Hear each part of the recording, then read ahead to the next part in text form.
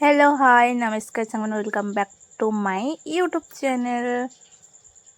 तो आपण माने केमती अछंती मु तो बहुत भलरे अच्छी। आपण माने जदि ए जे मो चैनल सब्सक्राइब करने लाइक कमेंट शेयर सब्सक्राइब करियो को जमा भी भूल दिबेनी। तो चलंत आज ब्लॉग स्टार्ट करिबा। आज हमें बनेइबा केला चिप्स।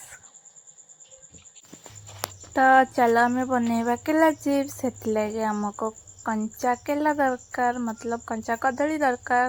तो कदली को आमे केमिति चोपा छड़ेइबा, मतलब किछि भी नथले आपण माने आराम से चिप्स बनै पारिबे।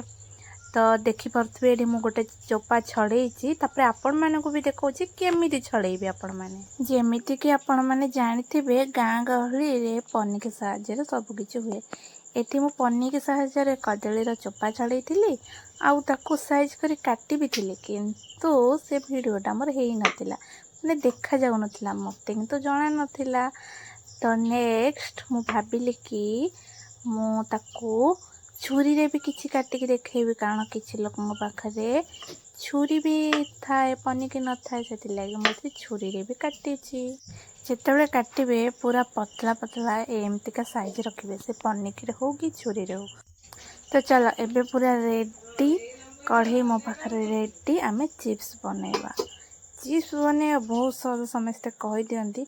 तो चलो आज आमे ट्राई करबा केमिति बनुची हमर कदली चिप्स। तो मु कढ़ई बसे कि तेल दे देइथिली, तेल पूरा बढ़िया से गरम होला जेतेबेले, तबरे मु जो चिप्स टा काटी के रखिथिली माने कंचा कदली के, ताको कोन करछि ना मु छाडी देछि। हां एका थरे एमिति छाड़ीबेनी, मतलब पतला पतला साइज ना से लागी जीवो, तो अल्प अल्प छाड़िले निहाते भलो हबो। तो मु जेतु एटा फर्स्ट टाइम ट्राई करथिली, मु त कोन करथिली एका थरे छाड़ी देइथिली। तो याकू मु छाड़िला परे याकू रेड कलर ब्राउन कलर हबा जाए आमे याकू एमती ही करबा, माने जेमिति कि कुड़कुड़ा हबा जाए। तापर आमे कोन करबा, चलो म अपन मानु को जणाउछि। नॉर्मल गोटे टाटिया नेबे, सेथिरे अल्प किछि लूण नेबे, तापरे सेई टाटिया रे कोन करबे अल्प किछि पानी देबे, तापरे सेथिरे हळदी गुंड अल्प देबे। कि कोन हबो आगु को जानिबे।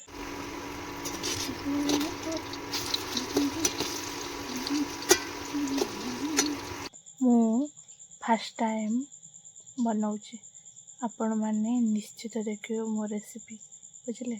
देखा जाऊ कोन होछि, आपण माने फुल वीडियो निश्चित देखिबे, बुझले। तो जेहेतु टिके हेई आसलाने, तो लूण आ हळदी पानी जो करिक रखिथिली तापरे एठी मु दे दोछि अल्प किछि, कारण मते मतलब 2 ରୁ 3 चम्मच भला ए भला माने दे दबो। तापर ताको कोन करबो कि समय अपेक्षा करबो, तापर ताको कोन करबो उल्टे दबो, कारण से पूरा कलर पूरा बढ़िया मजा नै आसीबो। आपण माने देखौछि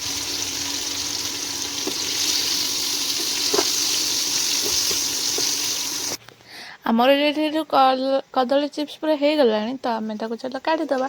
गाँ गहली जमीक जानी थे कि टिश्यू पेपर रुहे, तो आम नॉर्मल पेपर भी रखिपर, बट ये बढ़िया से काढ़ुँ, तो से लगे मुझे नॉर्मल काढ़ी। आपण पाखे जब टिश्यू पेपर थी निश्चित यूज करेंगे। तो फाइनाल केमती कौन है आपण मानक मुझे देखाऊँगी। जेहेतु मु फर्स्ट टाइम बहुत सारा एक थर छाड़ी देछि, सेति लागि सेकंड टाइम मु गोटे गोटे करके छाड़ुछि। कारण गोटे गोटे करके छाड़िले जेहेतु माने एक थर छाड़ले दुई दुईटा लागि जाउछि ना, एतलागी गोटे गोटे करके छाड़िले से बढ़िया से हबो। पूरा एमती करके मु बढ़िया से ताको कोन करली, जेति कि थिला ताको सब गोटे गोटे करके एमती मु छाड़ी देली। ताको पुणी ब्राउन कलर हबा जाय अपेक्षा कली। तो फास्ट रे जेमिति हळदी लूण पानी पकई थिले टिके हेगला परे, तो सेकंड टाइम भी सेमती पकई दबा। तापर ताको आमे अपेक्षा करबा ब्राउन कलर हबा जाए। तो फाइनल हमर एठी रेडी हो जाय। तापर आमे काढी देलु, काढिला परे किछि समय, किछि मतलब केते 2 मिनिट परे देखि पारुतबे केते सुंदर कलर आसी जायछि। आ आर साउंड भी आपण मानको सुनै दउछि।